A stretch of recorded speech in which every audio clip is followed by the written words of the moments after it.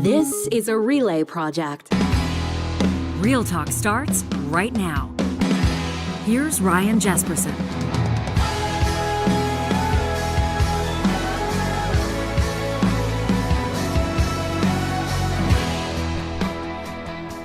Happy to have you with us on this episode of Real Talk. In just a second, federal energy, technically the title is Minister of Energy and Natural Resources, Jonathan Wilkinson, the energy minister, you might call him. He's in the province of Alberta.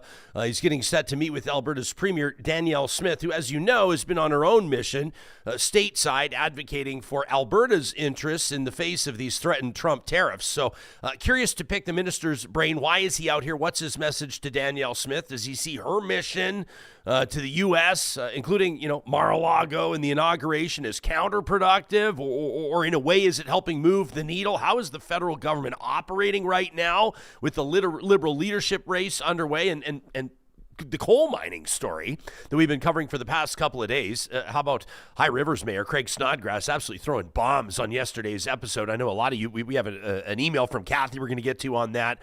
A lot of you sort of took notice. Pretty stark, pretty significant, pretty notable when a mayor is accusing a provincial government of being, quote, full of shit. Not a former mayor, not someone who wants to be mayor, the sitting mayor. Pretty remarkable stuff. But is the coal story on the Fed's radar? And is that something they would even dare to do anything about? And even if so, is there time? A lot to talk about, and we want to get right to this interview. Want to let you know that it's happening with the presenting sponsorship of Alberta's top online real estate school. Of course, that's Relo at relo.ca, the best place, bar none, to start your real estate career. And you can get a good sense why by checking out their website. You can clearly understand how they're going to help you get ready to write those exams, get licensed, and then start your real estate career off on the right foot. You're a winner. You're an innovator. You're a closer, and you want a career with unlimited potential. So make the right move right out of the gates and get started with Relo. If you're taking a look at those money-saving bundles, the Alberta Commercial or the Alberta Residential Real Estate Bundle, make sure you use the promo code Ryan100. That'll knock $100 off each of those. Ryan100 when you get started at Relo.ca.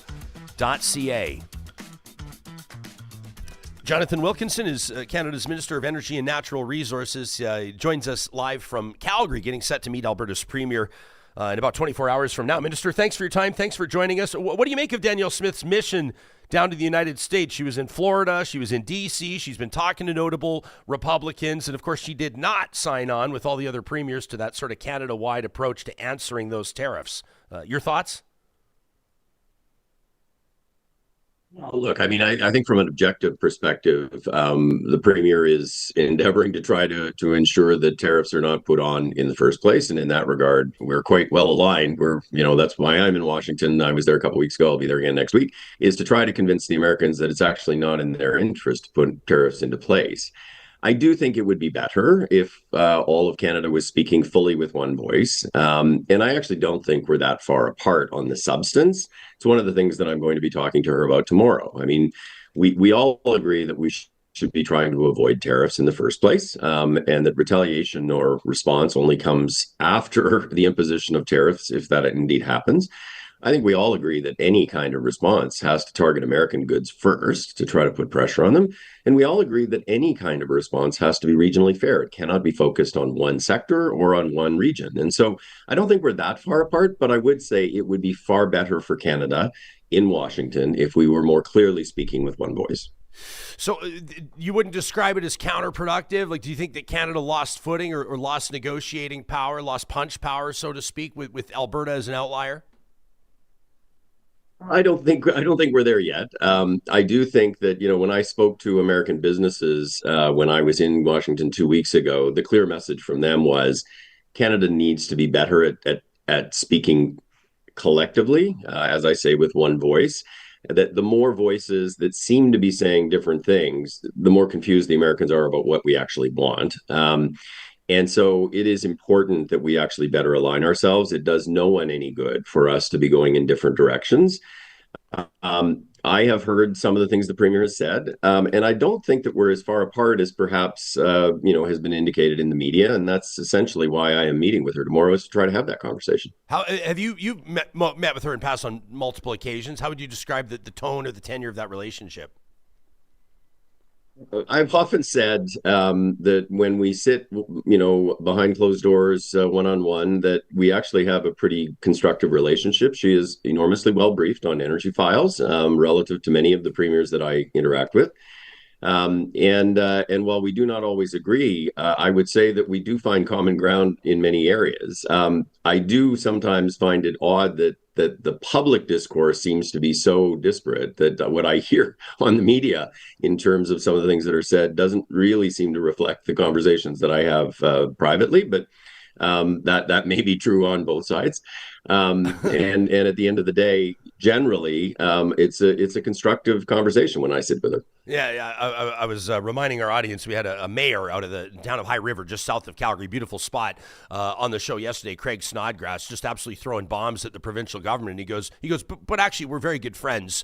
He says, just not politically. And I'm going, gosh, I guess you got to work in politics, or at least really understand how politics work to understand how that dynamic could be possible. When it comes to Canada's response to all of this and sort of targeted retaliatory tariffs, and I think that Canadians are starting to get a good sense of how we as a nation could impose some pressure and ultimately, I suppose, make American consumers hurt a little bit, feel it a little bit, some grassroots pressure there. How do you balance that with what you might describe as increased tensions with the United States, in particular based on kind of the tone that Donald Trump is adopting?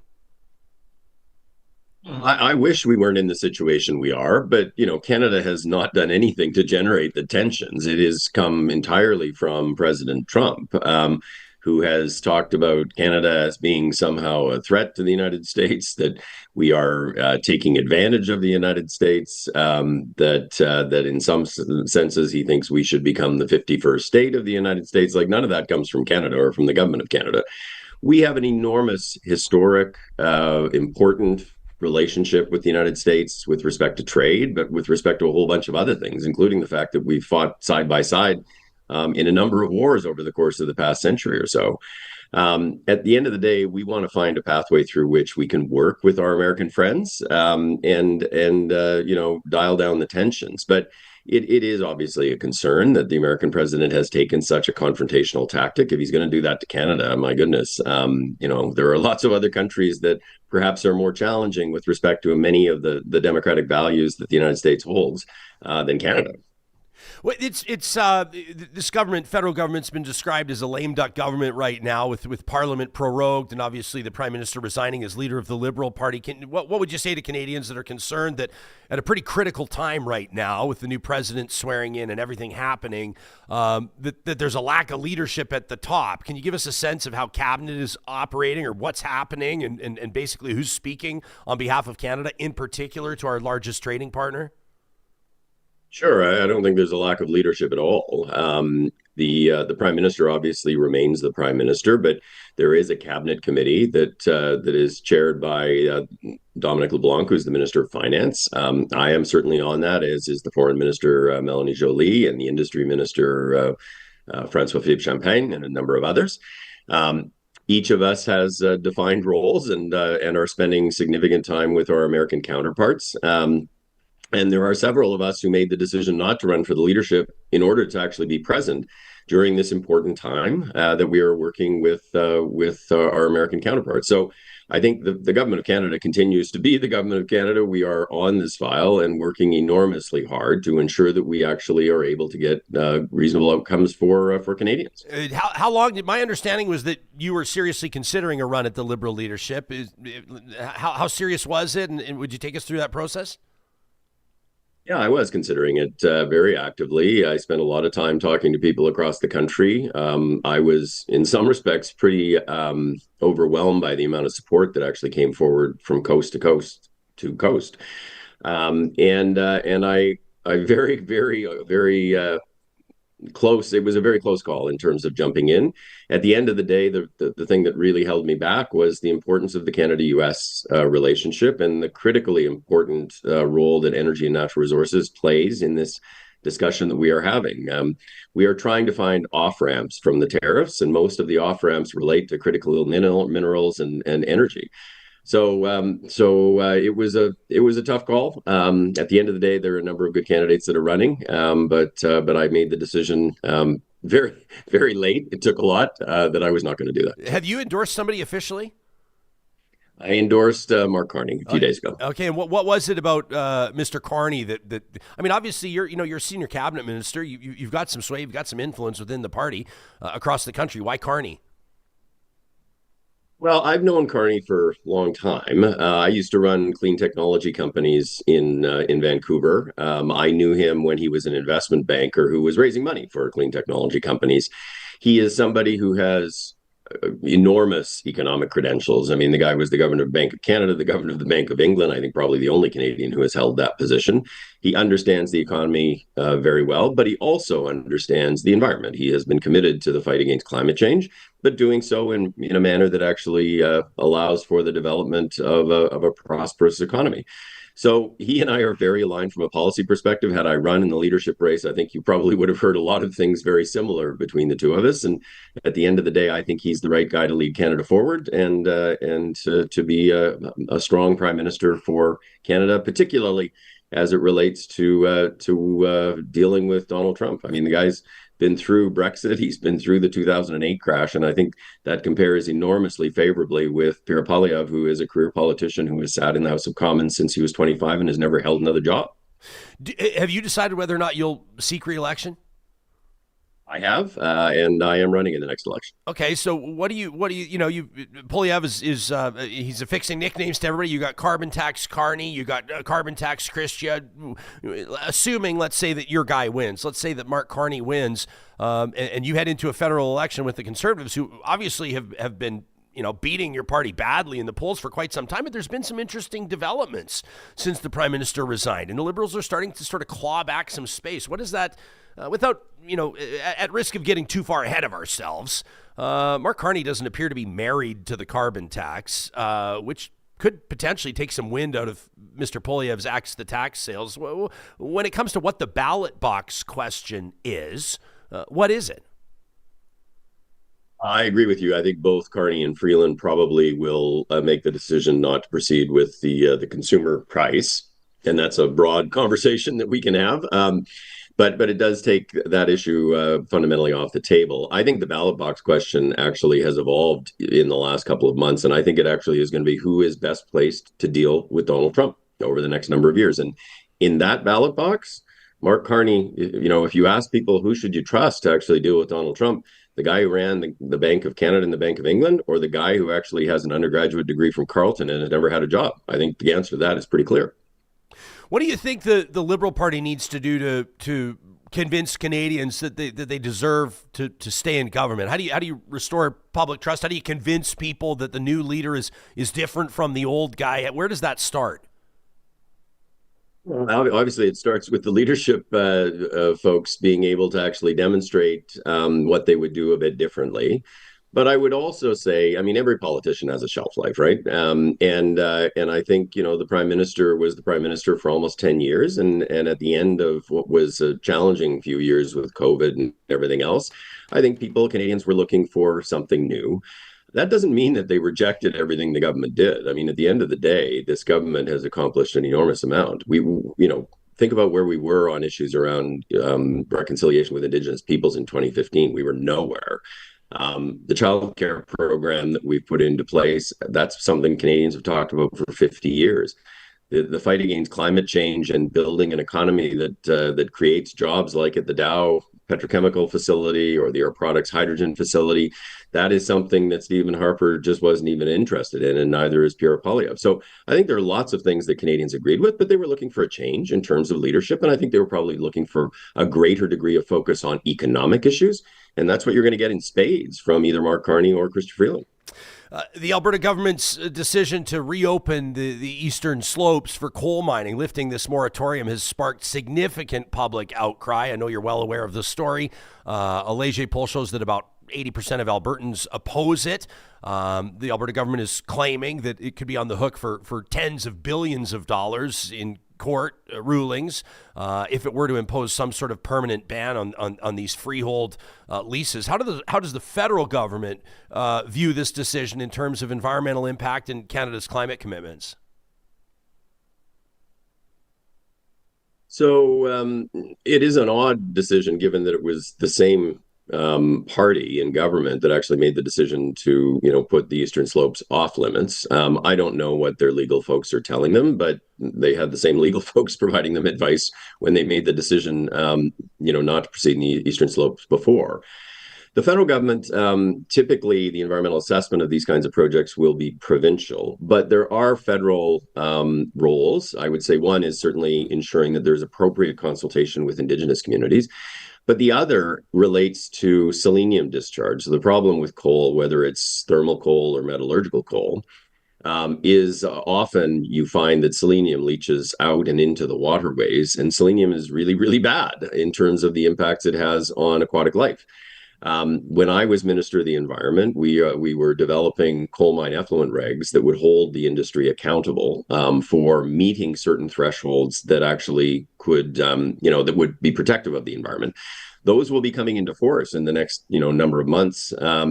And the industry is going to have to meet them, and they are tough. And at the end of the day, we need to be protective of the environment. And anybody who wants to do this kind of mining in Alberta or in British Columbia or anywhere else needs to ensure that they can meet those standards. So that's an important federal role. And the last thing I would say is there are thermal coal mines and there are metallurgical coal mines. Metallurgical coal is used for steel making, and at this point, there is no ready alternative. Thermal coal is used for generating electricity. Canada has been a leader in calling for the phase out of thermal coal. And this government has said that by 2030, we will no longer allow the export of thermal coal from the port in British Columbia. So anybody thinking about developing a thermal coal mine, I'm just wondering where the market's going to be, because you won't be able to export it from Canada. And every province except Saskatchewan is in the process of phasing out coal, or has done it, like Alberta has done and Ontario has done. Seems a bit of an odd business proposition to me. Yeah, I mean, obviously the Aussies want in, and obviously there's a desire to mine the Eastern Slopes. If what we're being told is true, I just can't imagine a government. I mean, to me, it's just even. I'm focusing on. I mean, a lot of people are making very good points about the environment, which is obviously important. I'm taking a look at like political popularity, political survival. To me, it seems insane, but I don't know.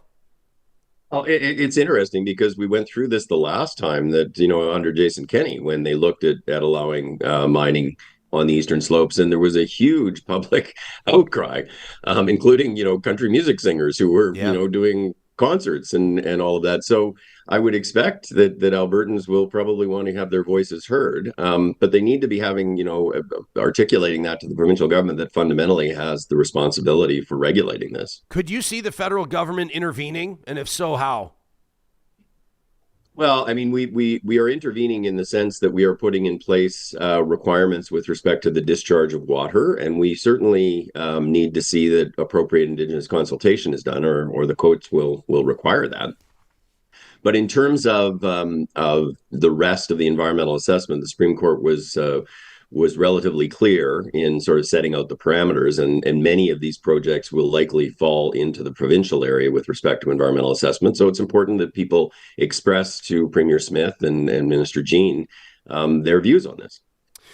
Yeah, I mean, my understanding is that there's some activity that's started to be, you lift the moratorium, some stuff is already happening. We it's a different conversation talking about new mines or expanding mines, but there's activity that's happening already. And I just know that, I mean, people are rallying. It's obvious. I'm not telling you or this audience anything you don't already know.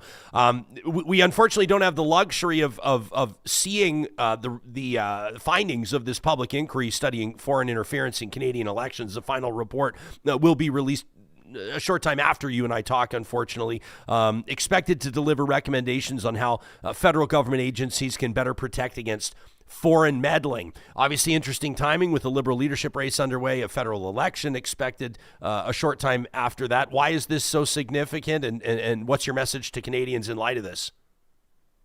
I think it's enormously significant. I have not seen the report either. It will come out for all of us at the same time. But I think it's a good thing that Canada is doing this work. At the end of the day, irrespective of partisan affiliation, we need to ensure that the democratic process is robust, and that we are not allowing for loopholes that foreign countries that are not very friendly to us, whether that's Russia or it's China, are able to intervene in our elections or other parts of the democratic process. I think we should all dial down the partisan rhetoric in this area. We have a common interest in ensuring that our institutions are durable, and I think having the work being done by Justice Hogue is all to the good in terms of ensuring that's the case.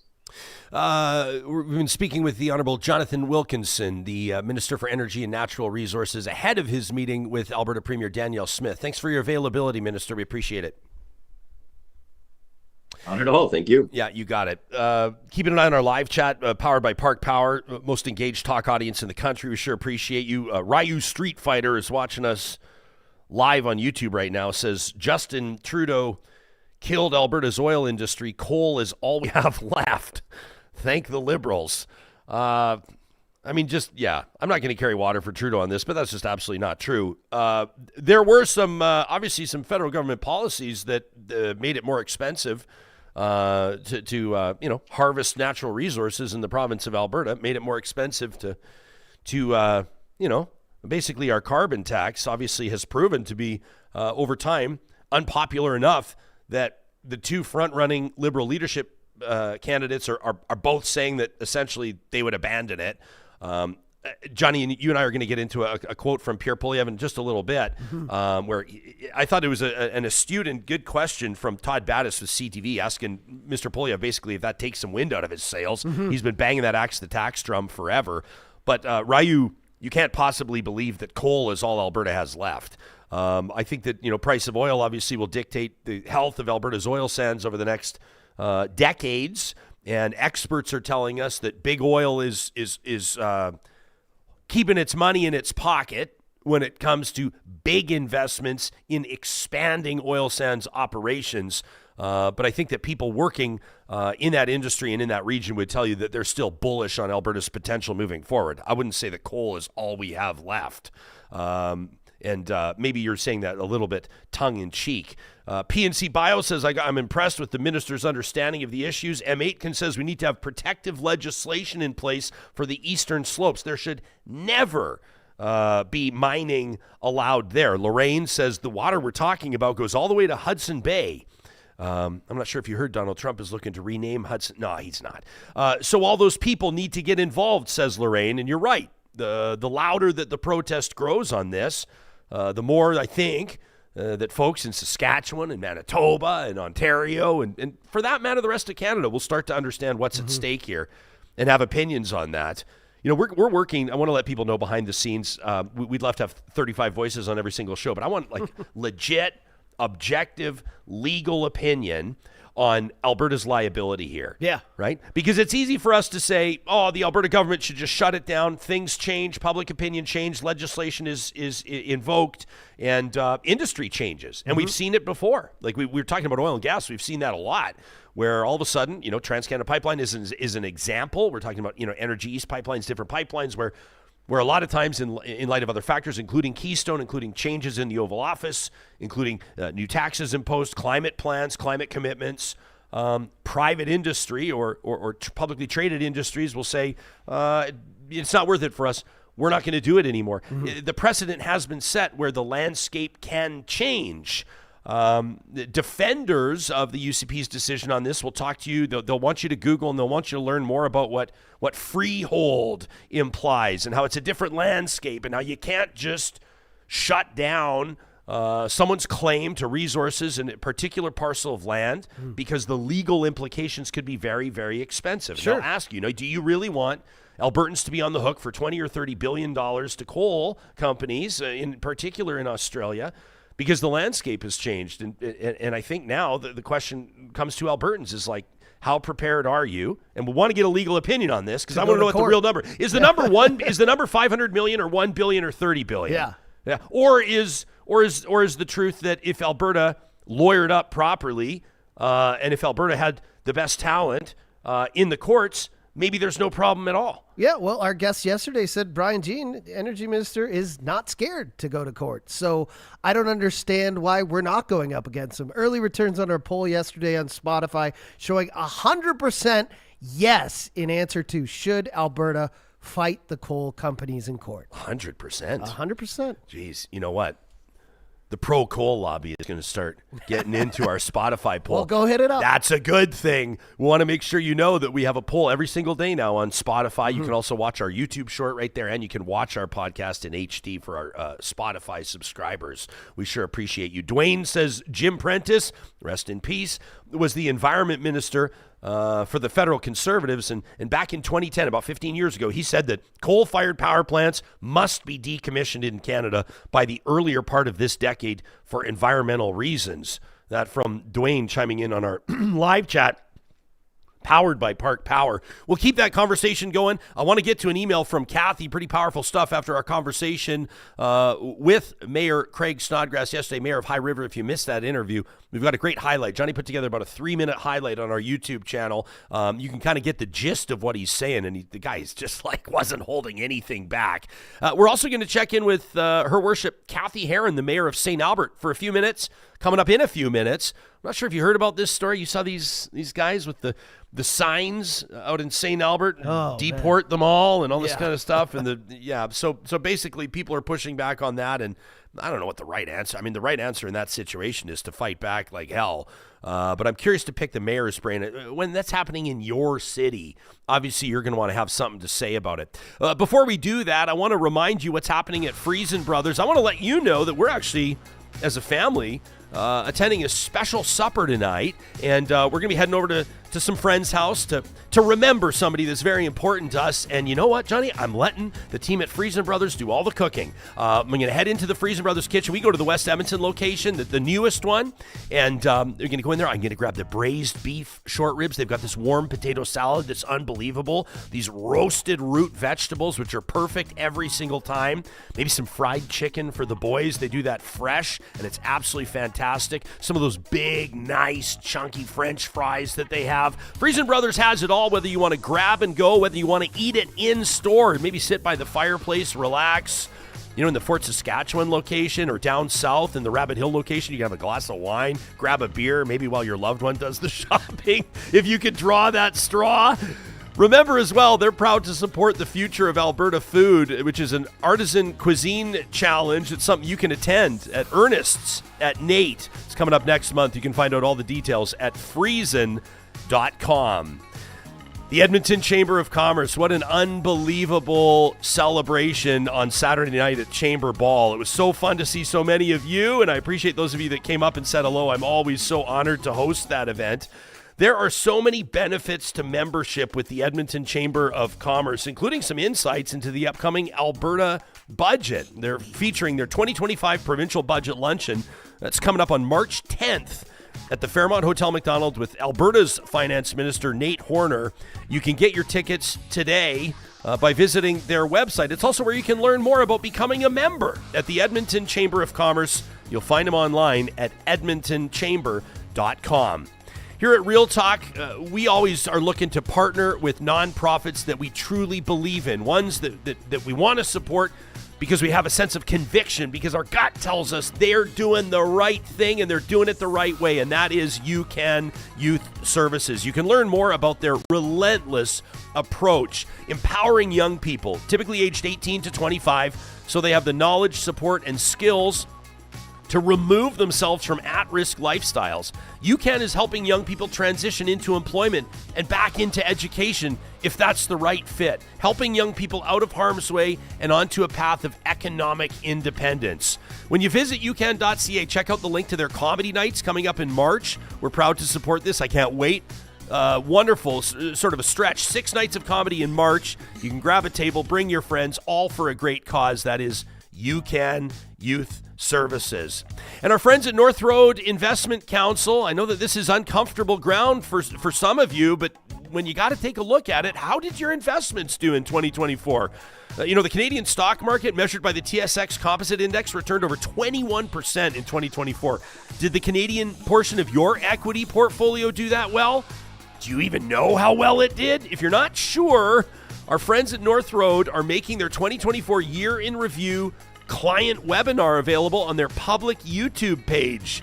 Check out their YouTube page. That's North Road Investment Council, and subscribe so you're notified when great educational content is posted. You can find them on their website. Link to everything we're talking about at northroadic.com. So it's over the weekend in the city of St. Albert, just north of Edmonton. You have this demonstration.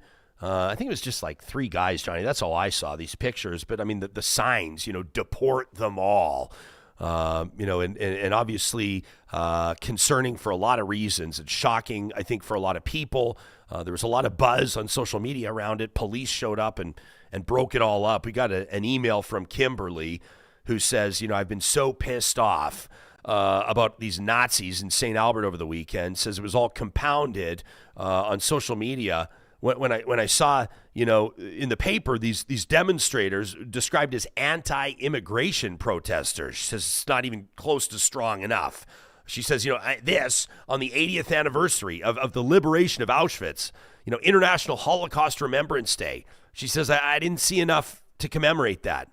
She says, I responded unkindly to the paper, to the Gazette, for their posts, but we got to call this out when we see it, says Kimberly, now more than ever. She says, I was taking a look at a Leger poll a couple of days ago showing a growing number of young people think that the history of the Holocaust is exaggerated, which is frightening. She says it's been 80 years and there's fewer and fewer survivors now. She says there's an article about the Prime Minister, Justin Trudeau, landing in Krakow to attend a service for Holocaust remembrance, and he met with some survivors who are worried that history will repeat itself in light of current events right now. She says, anyway, I'm just a little bit sad that there's not been enough mention of this type of thing. And she says, I'm actually going to be taking a digital cleanse for the month of February, staying off social media. She says, I clearly feel the need for a mental health break. She says, thanks for bringing great content and important issues for discourse. That from Kimberly. This is landing with people in a big way. Cathy Heron is the mayor of St. Albert, obviously aware of what was happening in her city. Mayor, thanks for joining us on short notice. When did you first hear about this demonstration? What was your first thought? First heard about it. First of all, thanks, Ryan, for doing this. Saturday afternoon, doing some regular errands with family and got a message about it. First reaction is I think I was in shock. My post that I made on Facebook said, I'm amazed. This is not the St. Albert I know and love. That was really posted within minutes because I was just in shock. I think if I had stepped back and took some more time, I would have called it out further. But in the end, my community called it out, which was fantastic to see. It was really good. So it's not the St. Albert that we know and love. We have a reputation of being very white, affluent, but at the same time, we are changing. Our demographics are changing. We are welcoming new immigrants all the time. So this was something that you could not just sit and let happen. We had to call it out.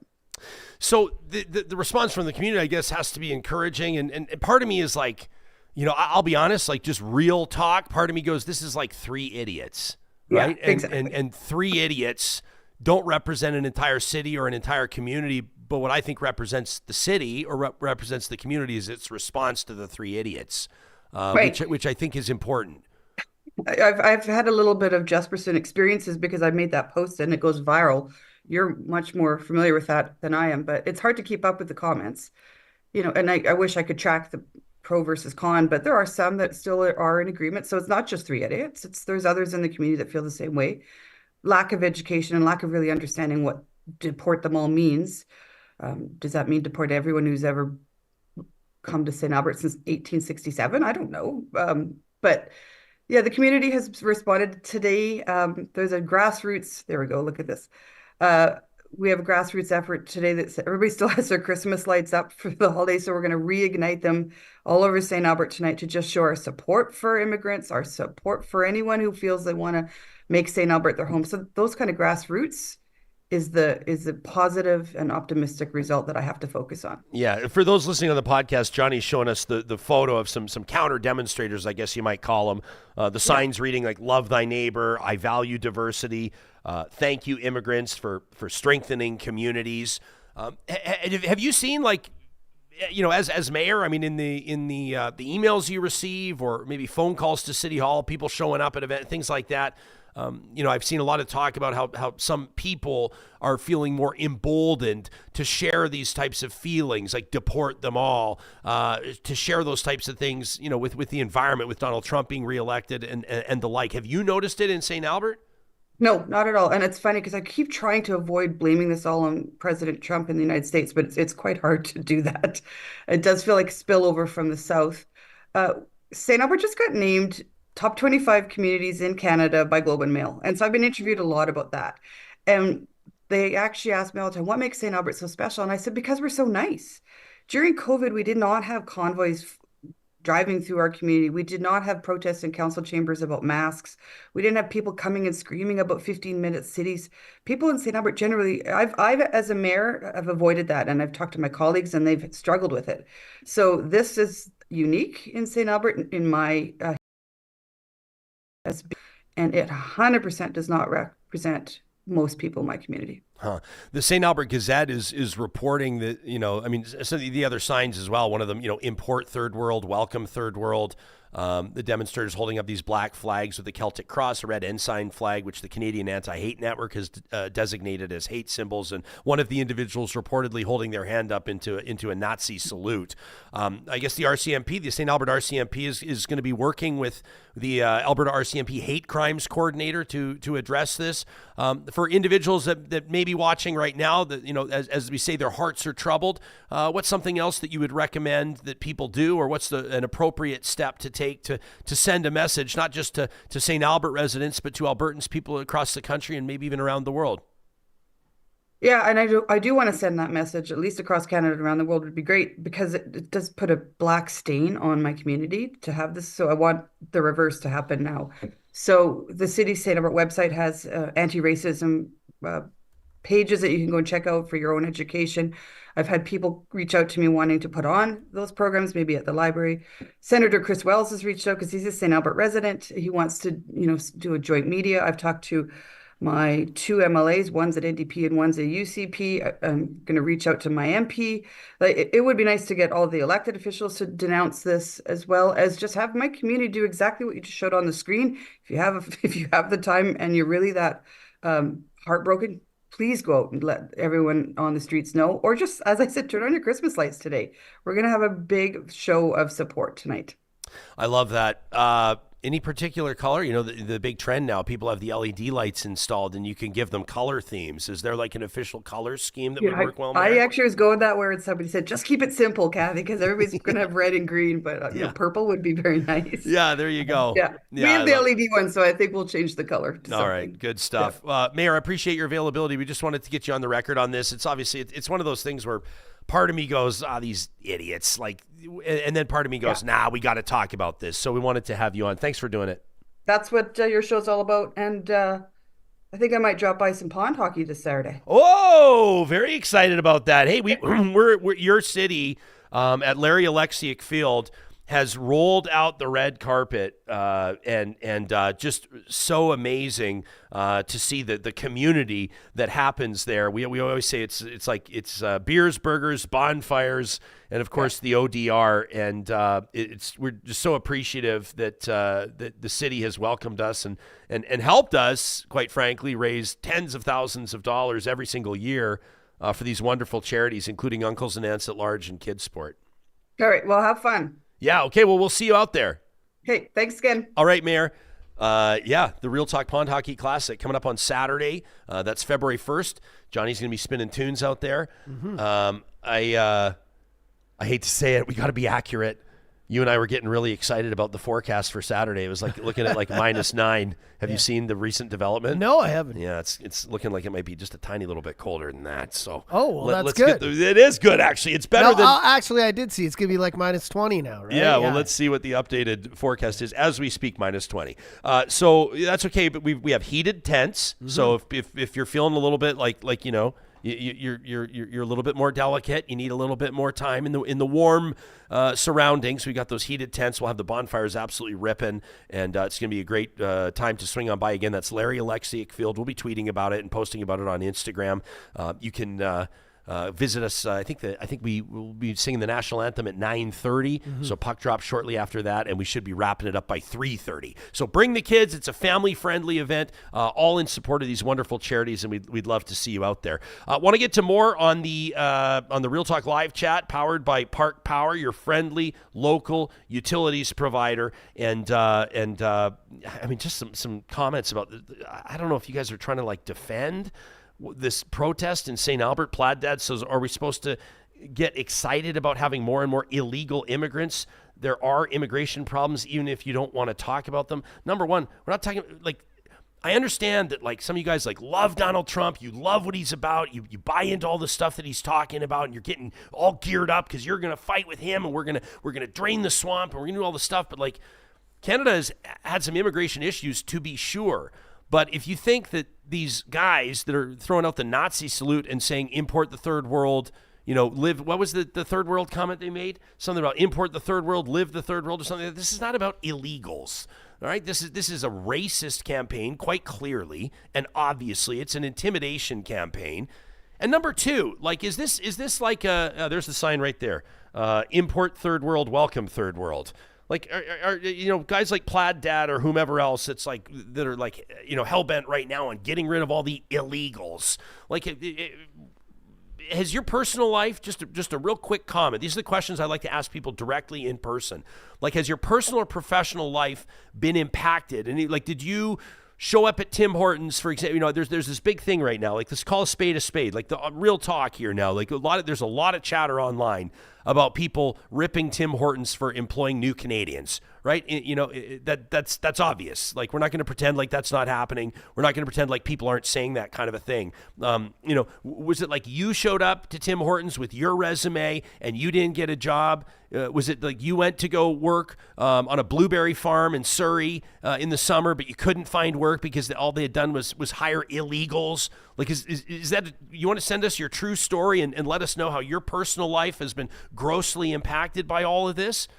Canada does have some immigration issues, and we know that, and they're probably going to get worse when the Trump plan goes into effect in full bore, and ICE officials are rolling into churches, which Trump has said they'll be allowed to do, to essentially chase people out of the United States, people that aren't supposed to be there. Everybody knows the story. I don't need to explain it to you.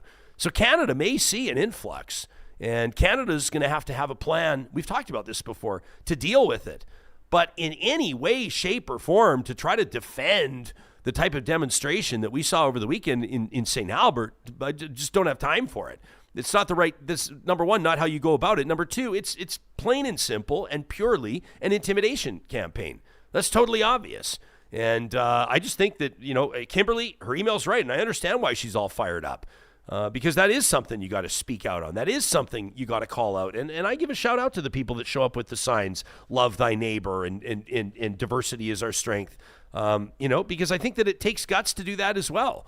But I think sometimes it says a lot more, like I said to the mayor, about a community when people will go out and do something about something they see, something that they've had enough of, something that they won't tolerate in their community. And you can send a message. You're sending messages to every single person that drives by, right? Like, you're sending a message every single person that drives by. You think of like a little kid. I don't know. I'm just hypothetically imagining like a 7 or 8-year-old that knows how to read, a 9-year-old that knows how to read, and their family like escaped an absolute nightmare in Syria, as an example. And they're now setting up a new life, and they're trying to learn the language and integrate, like all the challenges that you can possibly imagine. And then they read that, and then they see that. And then maybe the next day, when their parents are driving them home from school, or they're on the school bus, or they're on their way to whatever, they see the clap back. They see the answer back. It's not the same thing, but it's kind of similar to protests we've seen on Pride Corner in Edmonton. That's in the old Strathcona area, on White Avenue area.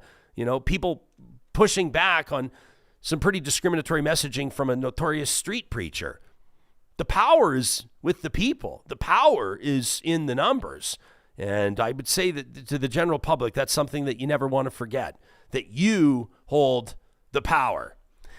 You and I wanted to take a look at some comments that Pierre Poilievre made on a recent interview on CTV, and he covered a lot of ground. And for once. Well, but I thought it was good. And that's I was just going to say, like, this is one of the times where I feel like we got some direct answers on possible policy. We know that I don't think Pierre's has he ever signed any has he ever had a bill or anything? He's never been had his prime name minister. on. He's never been the head of government. So this is even so, where he's never really, passed any policy at all. So to hear him make direct points on what he was going to do in terms of Trump, in terms of Energy East, in terms of what he wants to do to replace the carbon tax if he gets rid of it, talking about mining and opening up, speedy approvals. He touched on everything in about a 10-minute interview. And I, not that I was impressed with the answers, but I was impressed that he gave direct answers on what his policy might look like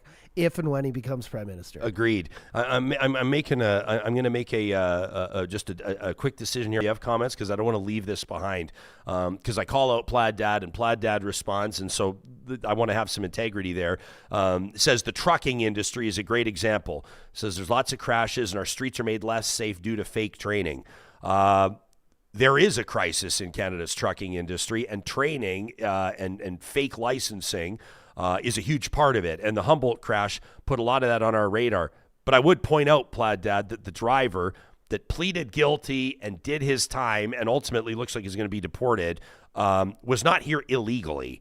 And ultimately, in my opinion, I mean, he is at fault. Obviously, he claimed that. He accepted the blame for that, but his employer deserves, I think, and trucking industry, the introspective look with the trucking industry is a big story. Others are saying, Krabby Chris says, pretending this thing in St. Albert is fake is embarrassing. Super Chat Ken tossing us $5 in the Super Chat. Thanks, Ken. He says, nachos, not Nazis. I like that. Is that a Corey Perry reference? Nachos, or was that Hyman? Was it Corey Perry that jumped over the nachos? It was Corey Perry who scored while nachos were on the ice. While nachos were on the ice? Supposedly, it threw the goaltender off. It threw the goaltender off. But, yeah. So Ken supports nachos, not Nazis. Says, don't let some tools ruin your day who don't even have the courage to show their face. Amen, Ken. Vamp Fashion says, we wouldn't have Tim Hortons or McDonald's without immigrant workers. Says, Canadians are too lazy and smug to work hard for a low paycheck. Tracy says, my dad is in long-term care, and if we deport all the new Canadians from his care center, there's going to be like 2 nurses left in the entire building to care for 160 residents. Says, just wait till these clowns holding up the street signs, just wait till they get old. Yeah. And then a lot of you, some of you telling me to shut the hell up, but that's okay too. That's your right. You're just not going to get your comments read. That's all right. All right, let's get to this interview. And thanks to everybody, by the way, that contributes to the live chat. You fuel this show. You carry this show. This is Todd Battis. I think that the tariffs thing was pretty interesting. So he's with CTV Atlantic, and he sits down with the leader of the official opposition because people want to know. Like, polling looks like the Conservatives could win the next election, probably will win the next election. And so what's the plan? Like the minister just told us, Jonathan Wilkinson, what's the ballot box question? The question is, who's better equipped to deal with Donald Trump? So here's Pierre Poilievre's plan to answer back, to clap back on these tariffs. We are a week away now from American tariffs with almost all certainty. There's a real concern, I'm sure you've heard it in this region, about the potential impacts. I'm wondering if you can tell our viewers one specific thing, if you were in power, that you would do to respond to those. Well, I don't want to, if you don't mind, I'd like to list a few things. One would obviously The more you want to list, the better. I think people would like to get some specifics about how we're going to tackle this. Look, President Trump is a deal maker. He wants to win, but we're both going to lose as Americans and Canadians if we get into a trade war. So what I would say is, how do we position the decision for him so that he understands that America can only win if it allows open, unbridled free trade with Canada? So I would retaliate, and I would target products and services that, A, we don't need, B, we can make ourselves, and C, that we can buy elsewhere so that we maximize impact on the Americans while minimizing impact on Canadians. Secondly, I would pass an emergency bring it home tax cut on work, investment, making stuff in Canada, energy, home building, so that we can stimulate more economic growth here. 3, we need to become more self-sufficient. That means knocking down barriers, more inter-provincial free trade. We have freer trade with the Americans today than we do with ourselves.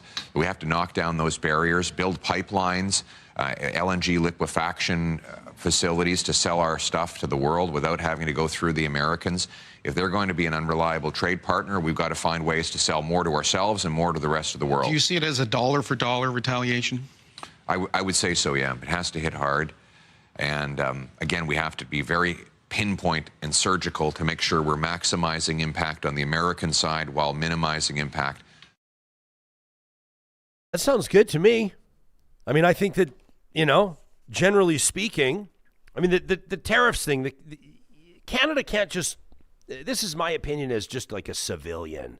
Canada can't just take it. It's a two-way relationship, right? Mm-hmm. And so how do you, and that's why I wanted to ask the minister earlier, it's like, what does the plan look like for clapping back or answering back with tariffs without escalating the tensions in the relationship? Mm-hmm. But I think you got to prove that Canada can impose hurt as well. Tax cuts, who doesn't love tax cuts if they actually happen? Yeah. And, short-term tax cuts are always an interesting experiment. Once they're imposed, then everybody wants to keep them there. You know that GST holiday? Did that even really resonate with anybody, the Liberals' GST holiday over Christmas? It's supposed to still be in place. I didn't hear anything about it after the first week or so we talked about, and no one was talking about it. I really didn't. I kind of forgot and didn't check if certain things I were buying or using my debit or credit card for were getting some sort of break. And then I also saw tweets about people like, I went to try and get this break and it didn't happen. I didn't argue about it, but there were a lot of retailers I heard that just were not. They didn't do it. They're not doing it because it was so complicated. Yeah. I mean, imagine, we were talking about it. Imagine going to pay for, a meal at said restaurant, anyone you could pick. People think, oh, they're just going to take, tax off the bill. It doesn't work like that. Some restaurants, for God's sakes, the tomato, the lettuce, the cheese, the burger, the bun, they all have different tax all different on all the items in that compile that meal.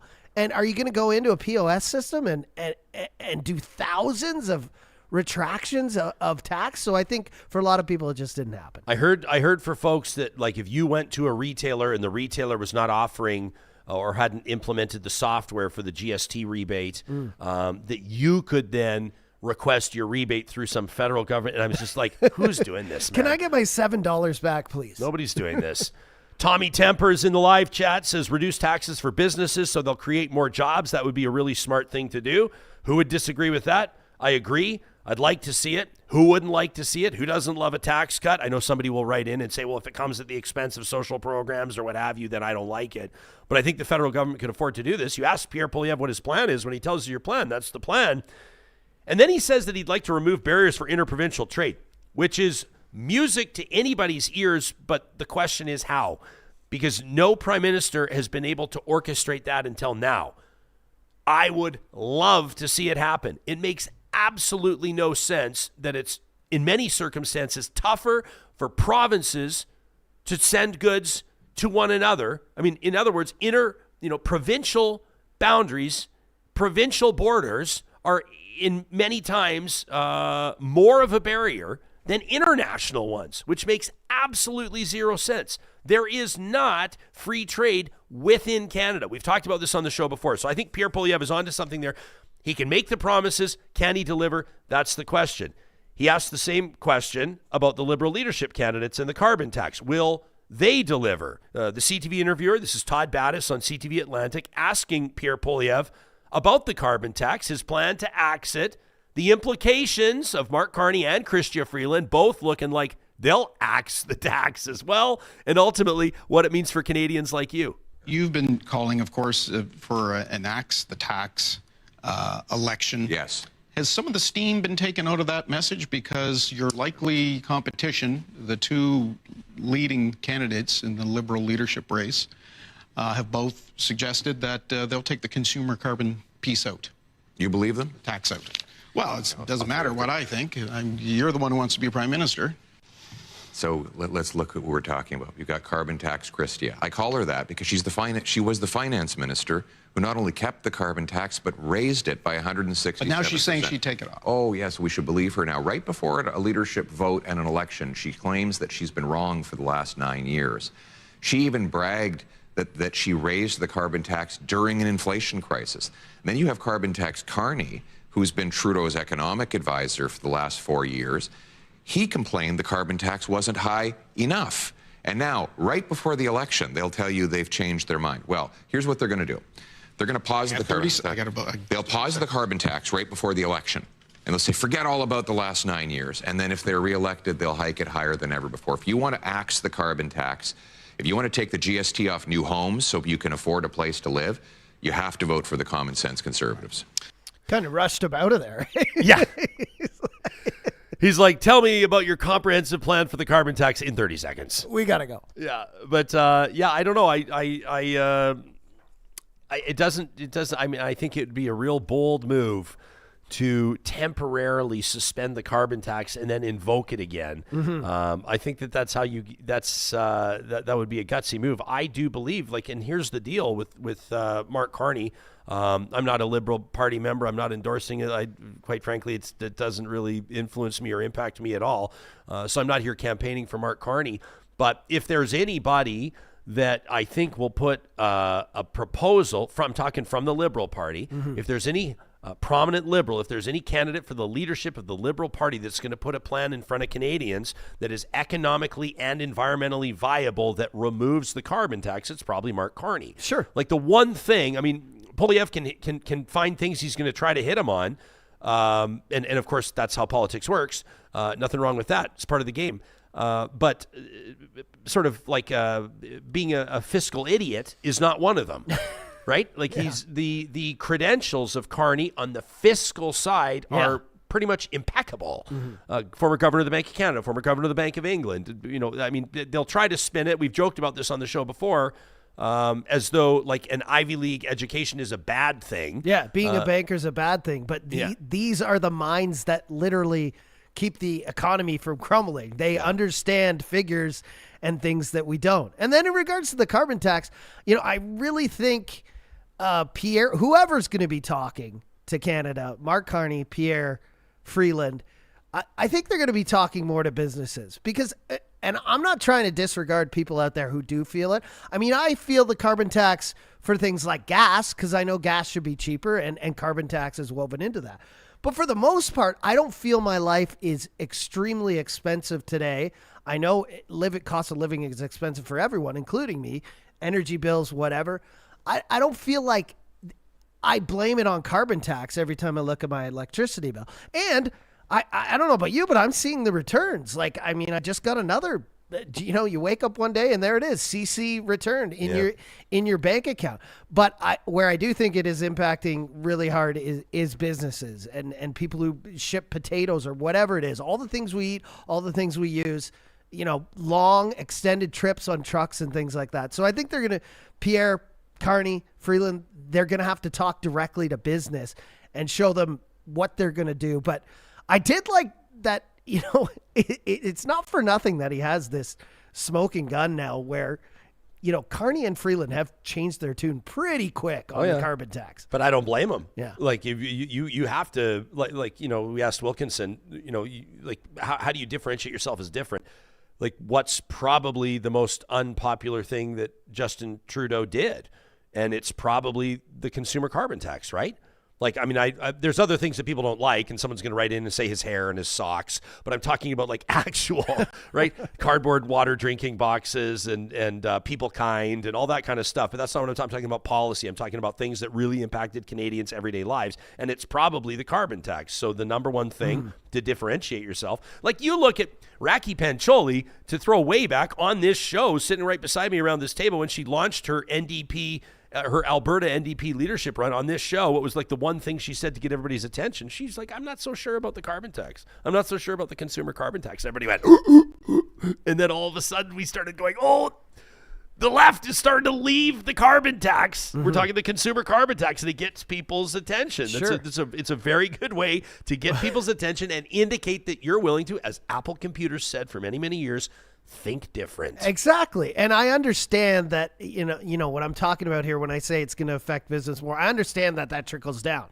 Like if businesses pay less to do shipping and all these things, obviously you go to the grocery store, you know, vegetables are less money. But I wonder how much less. I wonder if, let's say Pierre Poilievre becomes PM, looking like he's going to, scraps the carbon tax.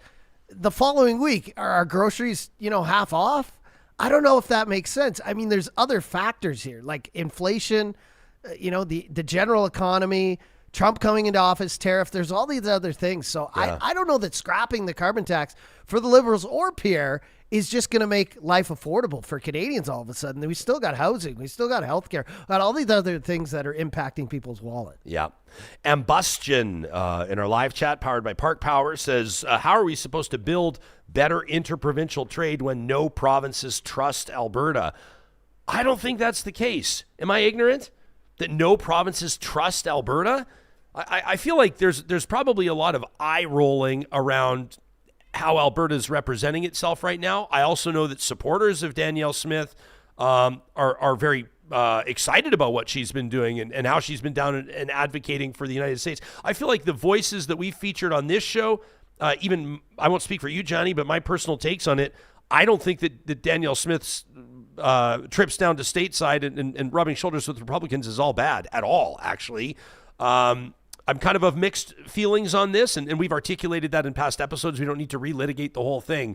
But I don't think it's a bad thing when the premier of a province is down advocating for that province's most important economic interest and most important industry. But I understand why the rest of Canada kind of goes, oh, Alberta's not signing on. Everybody else is signing on, and Alberta's not signing on, and they kind of roll their eyes. Or there is increased talk, the Alberta separatists, the Alberta sovereigntists are starting to come out of the wood again. I apologize, I don't remember who you were in our live chat, but one of you said if the Liberals win the next election, which they won't, but if the Liberals win the next election, Alberta's going to separate. Like, okay, here we go again.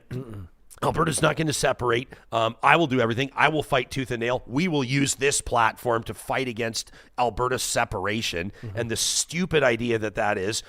With my last breath, I will fight that. But I would say on a fellow Canadian level, I don't feel like the rest of Canada doesn't trust Alberta. I don't think so. Or has a gripe or has an axe to grind with Alberta. I don't think so. Maybe the Oilers, but yeah. No, but I want to see representation down there. I mean, Alberta's important. Alberta is, say what you want about UCP and how you feel about that if you're not in favor of the UCP, but Alberta is a big part of the economic engine in Canada. And so, of course, our premier has to be down there. I mean, did we hear the same things when Trudeau went down to Mar-a-Lago, recently? Kind of, but not as much. I mean, it's a low-hanging fruit to just pin it on Danielle and say, you're a Trump lover for going down there. I think she should be there. I think she runs the province with the most economic impact that is going to be literally affected by these Trump tariffs. What I don't like is the other people with fingers in the pie. I would have liked it better if she wasn't pictured with Kevin O'Leary down there the whole time, like he was leading her around on a leash. Wow, that's a bad image. I shouldn't have said that. But you know what I mean. With his white suit. You can go down there on your own. You don't need to be, Leary's, plus one. Yeah, fair enough. Ambustion says, yeah, but Jespo says after the latest Smith maneuvers, we lost a lot of goodwill. I mean, maybe, but when we're talking about like removing interprovincial trade barriers, like I'm thinking of like, my buddies, how long we're overdue for another craft beer roundtable. That was so much fun when we had our pals in from Bent Stick and Polyrhythm and these wonderful Alberta breweries. I don't think that I think that beer buyers in Ontario or beer buyers in New Brunswick would love to be able to import some of the best craft beer in the world. I think that BC wineries would love to be able to ship their wine across the country uninhibited. I think that all of the other, and I'm not even going to be able to recognize, you only sort of a lot of times know what's in front of you, what's in front of your own face. There are trade barriers, inter-provincial trade barriers that are happening that you and I are not even aware of. And I just don't know. And Bustian, I'll take your point that I think that there's maybe, many Canadians, and Alberta took its lumps, sort of on the federal sort of the news cycle as well, the national news cycle, and Danielle Smith wasn't there, and she was the only one that didn't sign on, and it didn't help as well. Like, she was on vacation, and I get everybody takes vacation, but it just kind of looked like Alberta kind of just didn't give a fuck, right? And so I guess I get that, but I guess I would just push back, or let me just ask the question to Bustian and others, that, like, do you really think that, like, fellow Canadians and consumers that are all just looking for the best Canadian product and something that they can enjoy or be proud of, where they can, in particular right now with the threat of tariffs, trying to keep their money in Canada? I find it hard to believe that our fellow Canadians would be holding a grudge against Alberta. No. I guess I just don't feel that. No. And I wanted to show this map today. I told you about it before the show. Like, if these tariffs come into effect, here's the exposure. And those yellow parts are the most affected. Describe it for the podcast. So we're looking at regional estimates of U.S. tariff exposure if these 25% tariffs come into effect. And it's basically Western Canada. It's BC and Alberta, and I mean, look at it. I mean, Edmonton is yellow on the map, bright yellow, and the rest of the map is in colors that are not being affected as much. Yeah, you got some East Coast affection there too as well. But I mean, this is why I endorsed the Premier being down there. I just didn't like all the hubbub around it, right? Ken K says, and I love you, Ken, you know that. He says, Ryan, the problem is that you never hold Danielle Smith accountable. Literally, our last 3 episodes have beat the shit out of the provincial government. we had a guy on yesterday for an hour calling her full of shit and a bullshitter. So not that we attack her Ken, either, but I love you, Ken, and you're just an awesome member of this Real Talk audience, but I do not accept your criticism on that front. I love this comment that Alberta has become a major exporter of wine, WHINE, which is very well done. I like that. Very well said. And Alberta Rancher says, should I read this?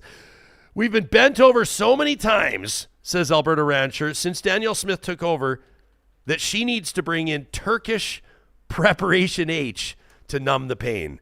That's actually pretty funny. Yeah, I'll give you that one. Listen, we got an email that I want to read from Cathy following our conversation with Mayor Craig Snodgrass yesterday about coal mining. And Cathy deserves the spotlight here, so we're going to go there in just a quick second. But before we do, our friends at Edmonton Opera are putting on an incredible production at the beginning of February, and I want to make sure it's not just on your radar, but that it's in your calendar as well. That's right, Edmonton Opera presenting on the 1st, 4th, 6th, and 7th of February, Bluebeard's Castle. This is part of their magnificent 2024-2025 season, directed by Daisy Evans, a new libretto out of England and music arranged by Stephen Higgins. This English Sun opera offers a powerful narrative about the complexities of the human mind and heart under the baton of Simon Rivard, a story that will resonate deeply with anyone touched by memory loss. Don't miss Bluebeard's Castle. Again, that's February 1st, 4th, 6th, and 7th at the magnificent Jubilee Auditorium. You can get your tickets for Bluebeard's Castle today at edmontonopera.com. Opera feels kind of fancy. It feels like a smooth transition to remind you that some of the fanciest and sexiest closet installations in the country are happening with the team at California Closets, implementing designs that have been put in place by their team, following free consultations, by the way, with folks just like you. Folks that realize that an investment in your home, or your business for that matter, would be an absolute game changer when it comes to organization, when it comes to the value that you feel in your own home, when it comes to the pride that you have in your residence. It could be a primary bedroom with one of those walk-in closets that everybody's going to envy. It could be a guest room doubling as a home office. It could be your garage for that matter. California Closets team designs custom plans that'll fit your space and your budget. And you can learn more about that process, including those different budget levels they have. These are the ones that make it accessible to pretty much anybody by visiting their website, californiaclosets.ca. Our friends at Kubi Renewable Energy are hiring right now. If you want to maybe amp up, that was actually a really good pun. That was like not intended to be a dad joke, but it actually works really well. Amp up your career with a new job in green power. Check out the careers link at kubi.ca. They've got jobs open right now in Kamloops, Lethbridge, Calgary, and Edmonton. Your chance to shape the future of energy with Kubi, a fast-growing, forward-thinking team dedicated to transforming Canada's energy landscape. While you're also on your website, you'll find it's nice and easy to get in touch with them and request a quote. If you're thinking of going solar this spring, now is the time to get that quote done, so you'll be very first on their install list as soon as that snow melts. Again, you can get that consultation, get the quote, check out the careers link at kubi.ca. And a shout out to our friends at Complete Care Restoration. This is a team that we've been so proud to work with. They're the ones, as you know, that built our studio here in the historic Mercer warehouse. We've seen them at work. We've seen the pride they put into their work. This is a team that has more than a quarter century of experience helping folks get back on their feet, homes and businesses following natural disasters, fires, floods, sewer backups, black mold, asbestos, you name it. You don't want to let a problem like this fester. You want to get in touch with Complete Care Restoration as soon as the damage occurs. One of the best parts about dealing with them, they'll deal directly with your insurance company so you can take that off your plate. If disaster strikes, heaven forbid, remember, Complete Care Restoration. Yeah, my bad. You know, Ontario and Quebec kind of ahead in GDP over Alberta, but kind of. But listen, Alberta's economy is a major driver to Canada's economy. That cannot be denied, right? That's fair enough to say.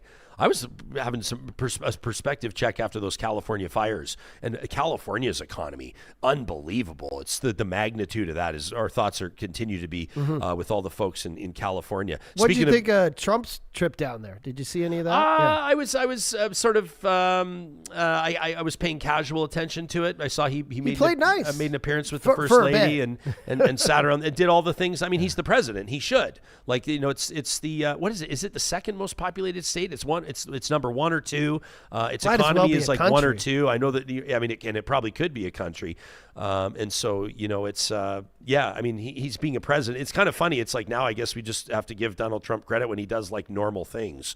Well, him and Gavin, that was just, you know, he's called Newsom, him Governor. new scum. He's called him before, and then, you know, he gets off of Air Force One, and everyone's waiting for that moment when he gives him the cold shoulder, and, you know, there's a hug exchanged on the tarmac and these kind words. And then, of course, they got into the press conference after where Trump kind of started, you know, blowing flames. But I was happy to see that it wasn't like, you know, a clashing of lightsabers on the tarmac, and that they actually, I think tragedy brings, you know, everyone together though. Yeah, and I know that some people were concerned that there could be some, you know, federal relief, federal dollars that could be held back because Californians didn't necessarily vote for Trump and this, that, and the other, and you hope that something like that doesn't play out. I don't know how you could pull that off. Interesting comment here from Ms. KD, who heard the Edmonton Opera mention of Bluebeard's Castle that's coming up in February. She says, "Wait, Edmonton has a Jubilee Auditorium too?"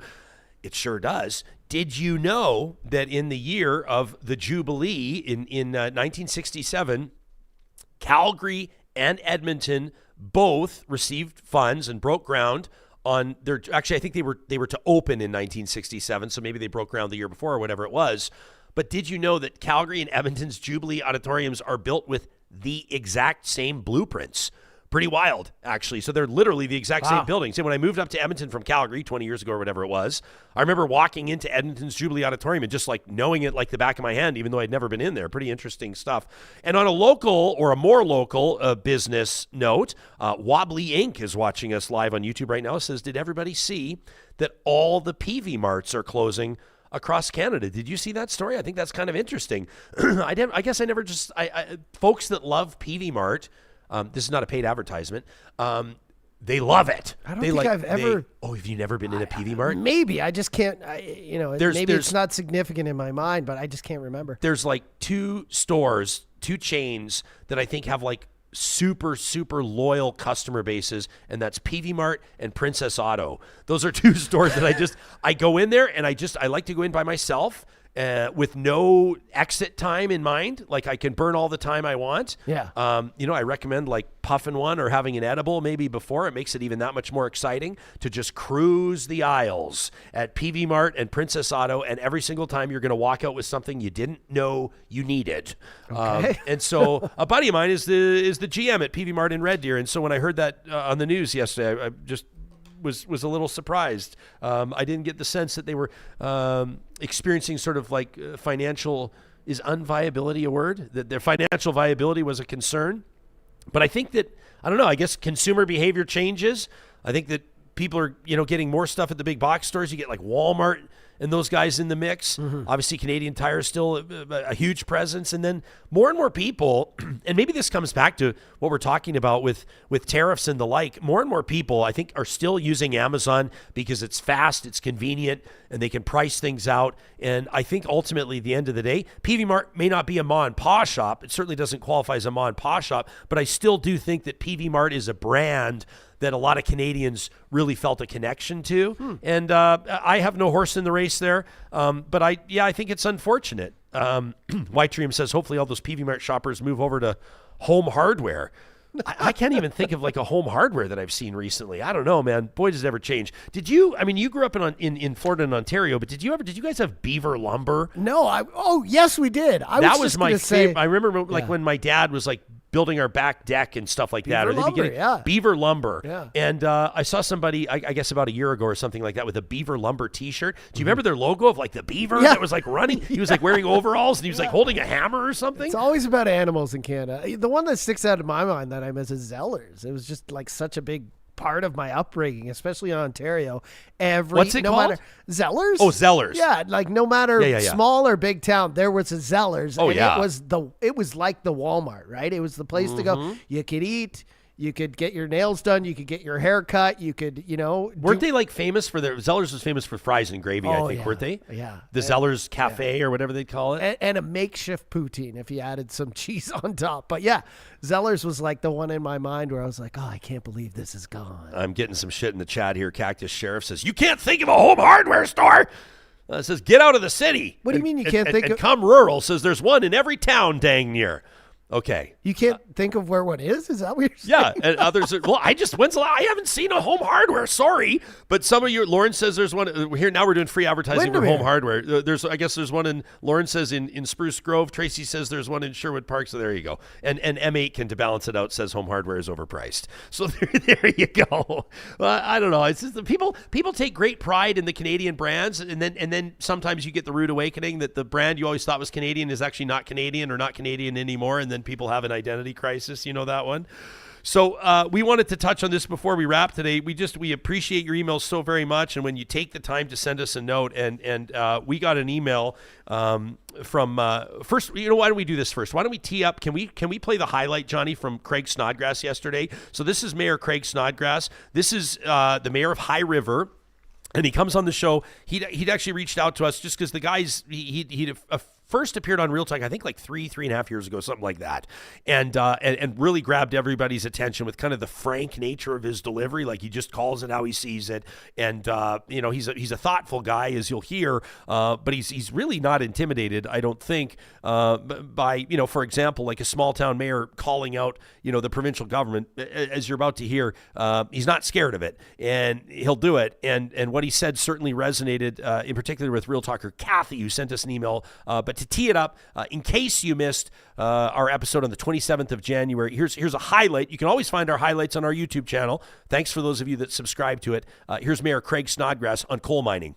They're manipulating the people of Alberta into thinking that this coal mining idea is a good one for the province.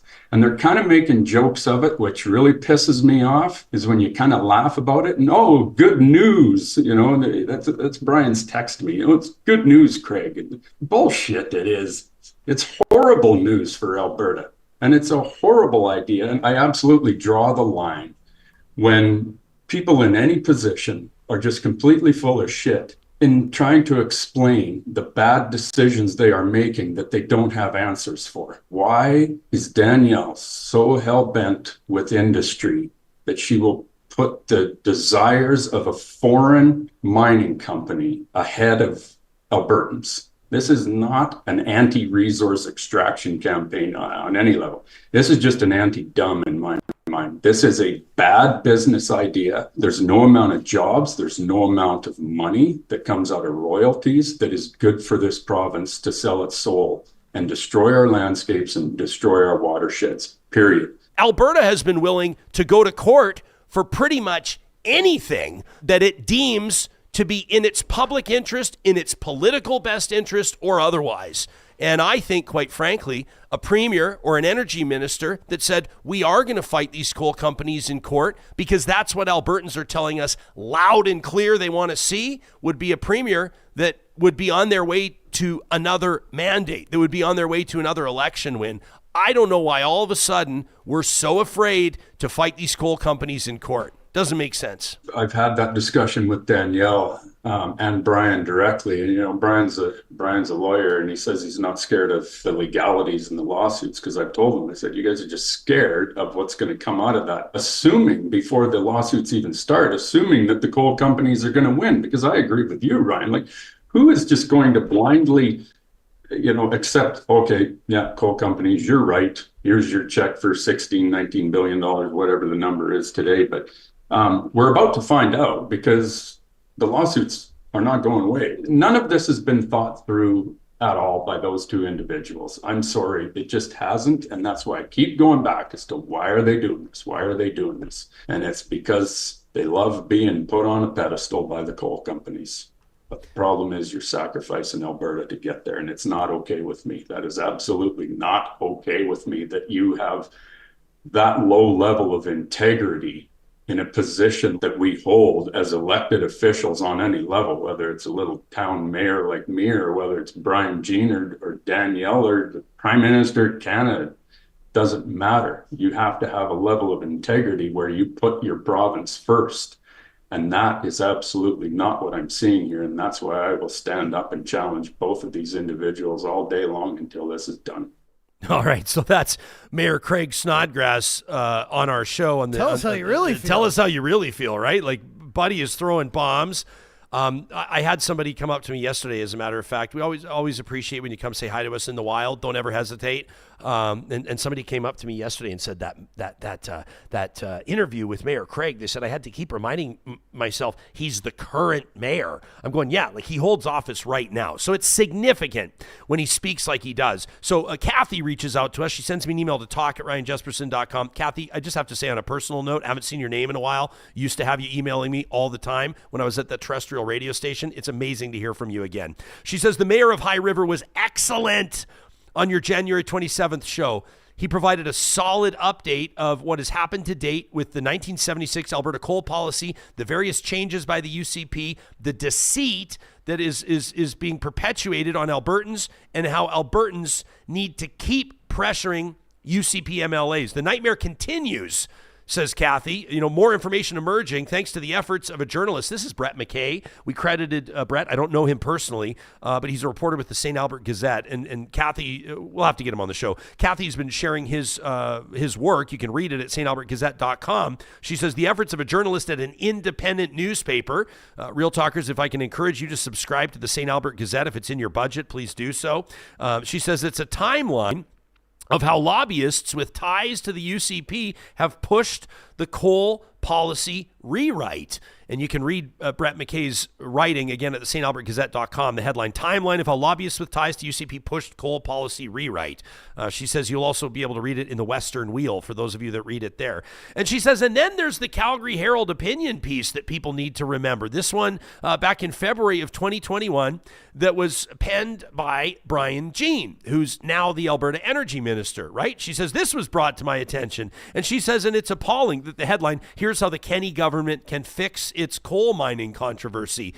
She says, it was brought to my attention. It's appalling what he said then, and it's even worse now.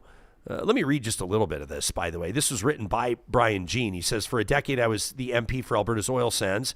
He says, I was and remain proudly pro-oil sands, pro-resource development. He says, but I'm equally proud that in 2010, I forcefully opposed Nexon's plan to take huge amounts of water from the pristine Clearwater River to use in bitumen extraction. He says, my views on the issue are complicated. You can be pro-bitumen and still think there are things that shouldn't be allowed in places that shouldn't be developed. Respectfully, I don't think that's that complicated. I think that's pretty straightforward. But he says this brings us to coal mining, where Albertans also have complicated views. And the Kenney government's inability to understand that has resulted in a political mess. He goes on to say Albertans are generally in favor of careful, well-done resource development, which is true, but we are also deeply committed to protecting the wilderness and are sensitive to the importance of protecting our water. Hell yeah. He says balancing these things is challenging.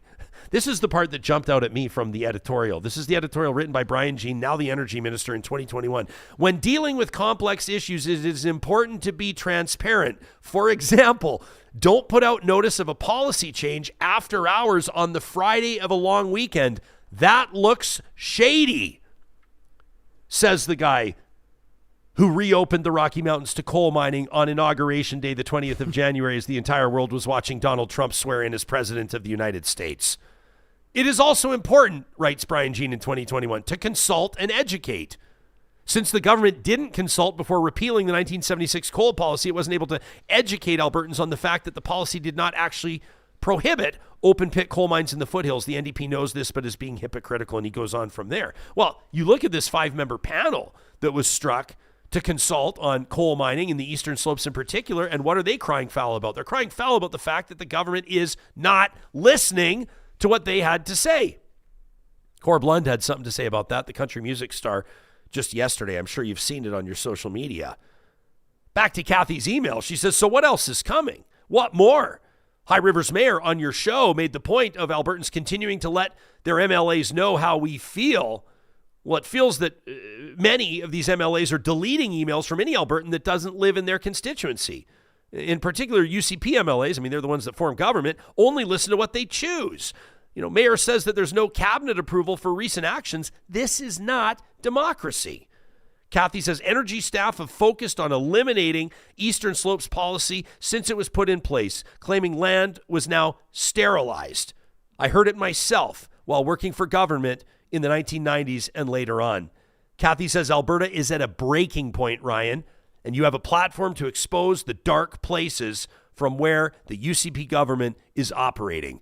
From Cathy. I appreciate your informed insight, Cathy. If what Cathy is saying is resonating with you, or if you have a different take on this, including if you're pro coal mining in the Eastern Slopes, I want to hear your perspective to talk@RyanJespersen.com. This is the type of show that promises to remain perpetually curious, to seek to understand, to have all of the relevant information available, vetted, and confirmed in front of us so we can make informed opinions. Talk@RyanJespersen.com is where you can find us. You can also leave a comment on our YouTube episodes, and we can take comments on Spotify too, right, Johnny? We're getting them all over the place. Yeah, a lot more action on Spotify, which is great. Yeah, we've got our polls up there. We've got our highlight of the day. We've got HD videos. So go over there, check us out, and anything that is. But YouTube, always the place to go to get the most content for your bang for your buck. Absolutely. We sure appreciate when you like our episodes as well and share them with the people who you think might benefit from hearing about what we're talking about. I had no idea that bringing up Peavey Mart was going to kickstart a conversation in the live chat like it has. But, I was looking up home hardwares too.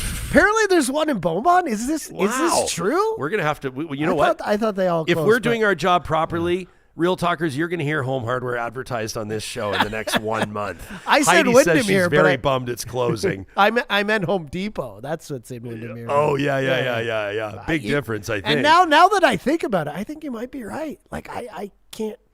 I can't put my finger on where.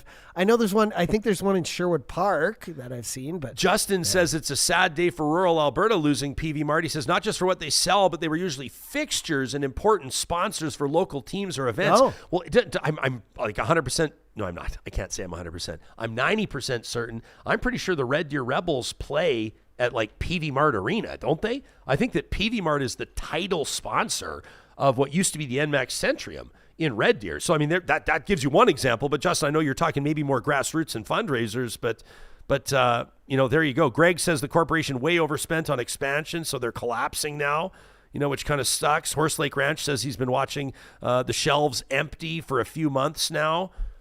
Meantime, Cactus Sheriff says Princess Auto sucks. Fair enough. I mean, I'm not endorsing them. I'm just saying that they have hardcore fans, right?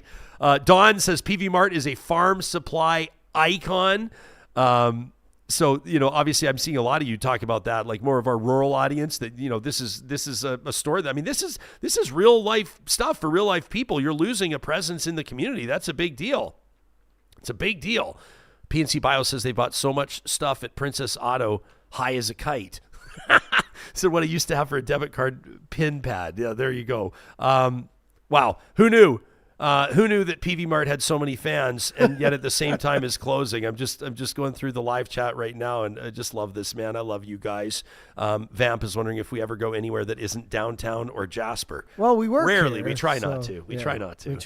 We try to avoid those. We try to avoid all those other areas. Those dark corners. Yeah, no, give me a break. Give me a break. We kind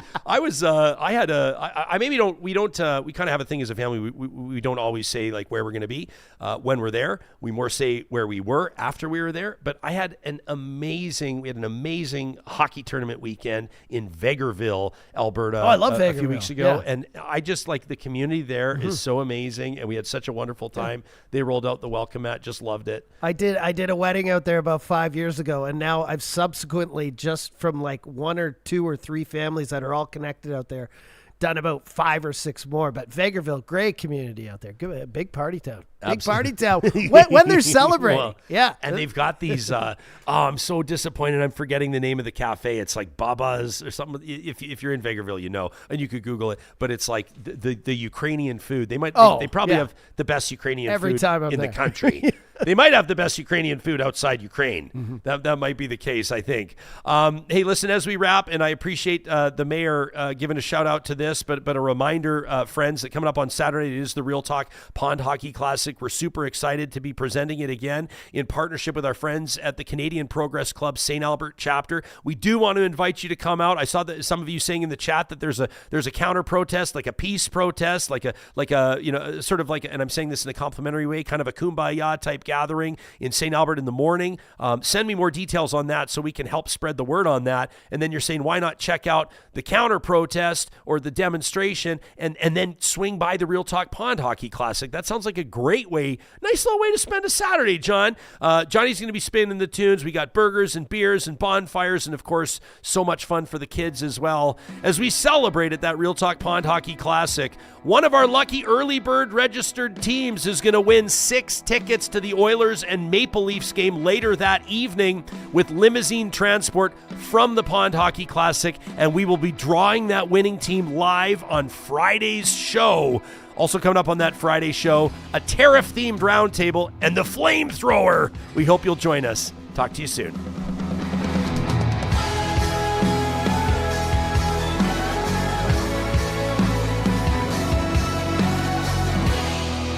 Real Talk is hosted by Ryan Jespersen, executive producer Josh Dunford, technical producer John Hicks, general manager Katie Cook-Chivers, account coordinator Lawrence Derlego, human resources Lena Shepard, website design Mike Johnston, voiceover by me, Carrie Skelton.